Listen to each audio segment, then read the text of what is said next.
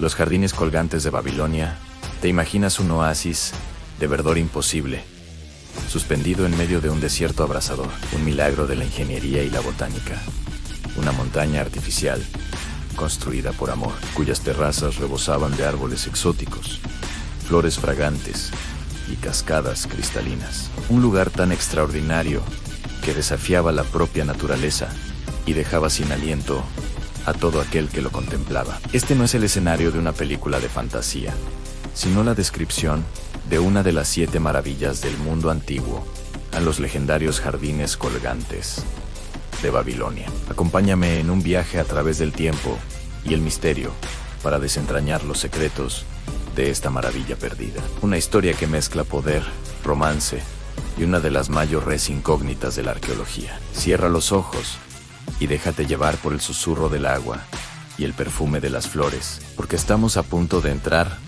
en un mundo que existió, o quizás solo vivió, en la imaginación de la humanidad. La leyenda más extendida y romántica nos transporta al siglo VI a.C., al corazón del imperio neobabilónico, bajo el reinado del poderoso Nabucodonosor.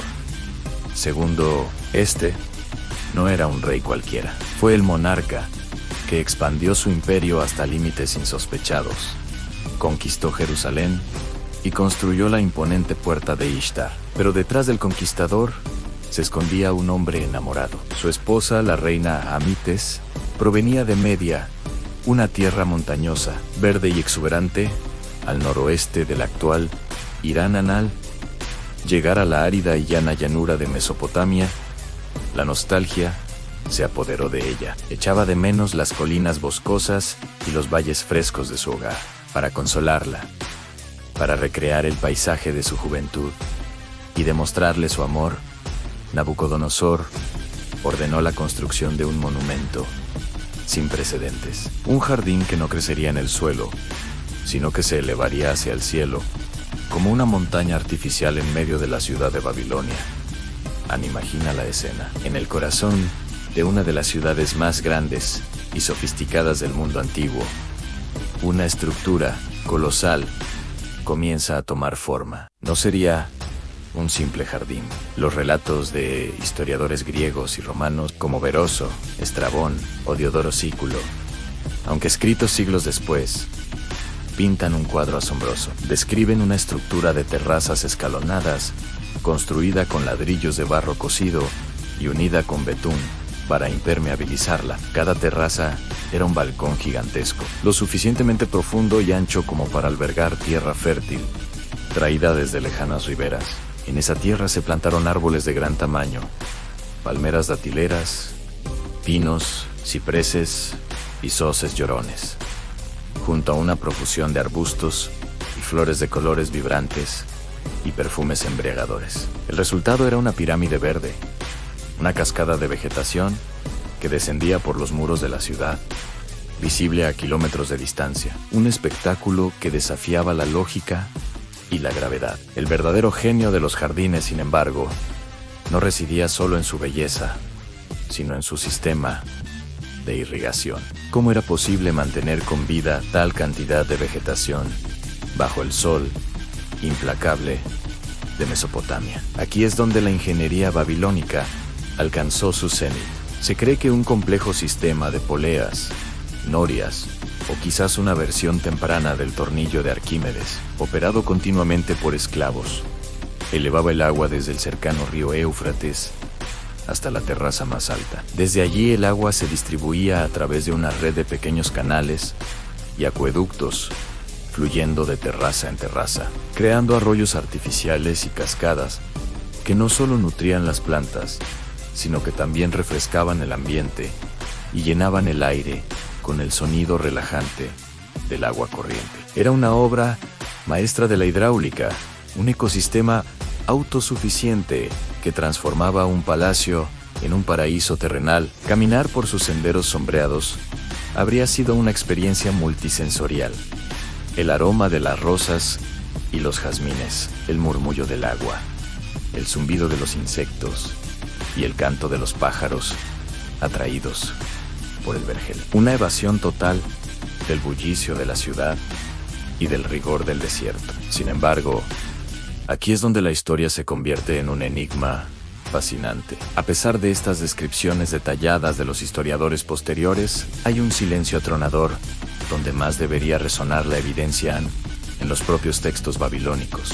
Las miles de tablillas cuneiformes que han sobrevivido del reinado de Nabucodonosor. Segundo, detallan sus campañas militares, sus proyectos de construcción, la restauración de templos y la fortificación de la ciudad de Babilonia. Hablan de la puerta de Ishtar y de los grandes ziggurats, pero en ninguna de ellas, ni una sola vez, se mencionan unos jardines colgantes. El propio rey, tan propenso a jactarse de sus logros, no dejó constancia de la que sería su obra más romántica y espectacular. Este vacío ha llevado a muchos historiadores y arqueólogos a una pregunta inquietante. ¿Existieron realmente los jardines colgantes de Babilonia? Esta ausencia de pruebas directas ha abierto la puerta a múltiples teorías. Una de ellas sugiere que los jardines sí existieron en Babilonia, pero que fueron destruidos por completo, por terremotos o por la erosión del tiempo, sin dejar rastro arqueológico identificable. Las estructuras de ladrillo de barro, incluso las cocidas, son vulnerables a la intemperie a lo largo de los milenios. Quizás sus restos yacen aún sin descubrir bajo las ruinas de la antigua ciudad, en lo que hoy es Irak, esperando al arqueólogo afortunado que los desentierre. Otra posibilidad es que los relatos griegos fueran una exageración poética, una amalgama de historias sobre los exuberantes jardines de los palacios mesopotámicos magnificadas y embellecidas con el paso del tiempo hasta convertirse en una leyenda de una maravilla única y colosal. La historia, al ser contada una y otra vez, se habría transformado en mito. Pero en los últimos años ha surgido una teoría alternativa, audaz y revolucionaria, propuesta por la doctora Stephanie Dalley de la Universidad de Oxford. Tras décadas de estudio de textos cuneiformes antiguos, Dalley sugiere que hemos estado buscando en el lugar equivocado. Su hipótesis plantea que los jardines colgantes no estaban en Babilonia, sino en Nínive, la capital del imperio rival, el imperio asirio, y no fueron construidos por Nabucodonosor, sino casi un siglo antes, por el rey asirio Sennacherib. ¿Qué pruebas apoyan esta idea? Sennacherib sí dejó registros detallados de un jardín palaciego que él mismo describió como una maravilla para todos los pueblos. Habló de la construcción de un acueducto monumental para llevar agua a la ciudad desde las montañas, y describió con orgullo la plantación de árboles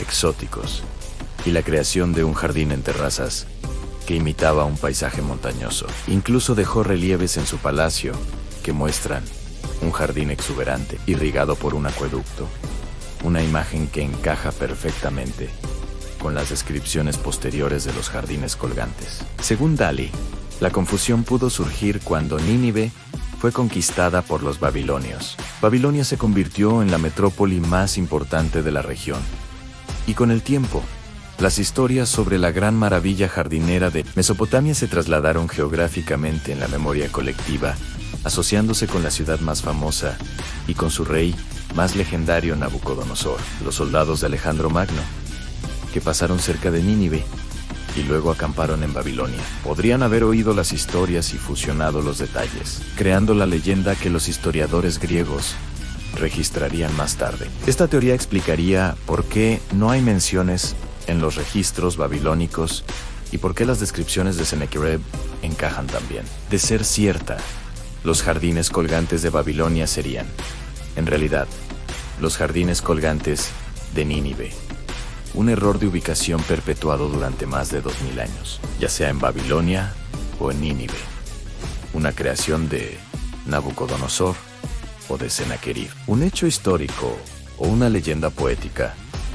Los jardines colgantes siguen vivos en nuestra imaginación, representan la capacidad humana para soñar a lo grande, para desafiar los límites de lo posible y para crear belleza en los entornos más hostiles. Son un símbolo del poder del amor, de la nostalgia por el hogar y del ingenio para doblegar a la propia naturaleza. Aunque sus ladrillos se hayan convertido en polvo y sus arroyos se hayan secado hace milenios, su legado perdura. La imagen de esa montaña verde, florecida en medio del desierto, sigue cautivándonos y recordándonos que a veces las historias más bellas son aquellas que se encuentran en la difusa frontera entre la realidad y el mito. El misterio de los jardines colgantes de Babilonia quizás nunca se resuelva por completo, y es precisamente esa incertidumbre lo que los mantiene eternamente fascinantes, como un eco verde y fragante que resuena a través de los siglos.